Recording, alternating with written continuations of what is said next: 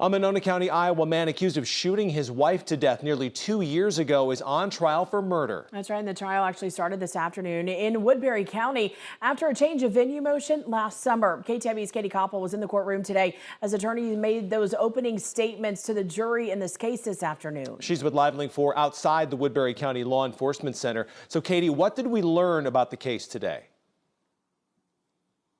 Well, Matt and Jessica, Jamie Allen was emotional at the defense table this afternoon as the prosecution played the 911 call he made to Monona County dispatchers shortly after he said he shot his wife. 50-year-old Jamie Allen is facing a first-degree murder charge in the shooting death of his wife of nearly 30 years, Stacy Allen, outside their Onawa, Iowa home in the early evening hours of May 10th of 2024. In court this afternoon, the prosecution played Jamie Allen's 911 call as the dispatcher that took that call testified in court. That dispatcher, Angela Cooper, says it took nearly 8 minutes before she received a location from Jamie Allen.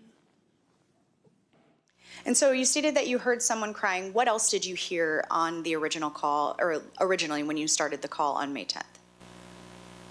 Just him upset, crying. Approximately how long into the call was it before you were able to identify who the caller was? Approximately 8 minutes. Now, in that 911 call, which was played in the courtroom for the jury, you can hear Jamie Allen on the phone say, "I shot my wife and I didn't mean to." Now, court will resume tomorrow morning here at the Woodbury County Courthouse. Jamie Allen faces a first-degree murder charge, and if convicted, it's a mandatory life sentence in prison. Matt and Jessica. All right, KTV's Katie Koppel with Live Link 4 tonight from the Woodbury County Law Enforcement Center for us this evening. Katie, thanks for the update.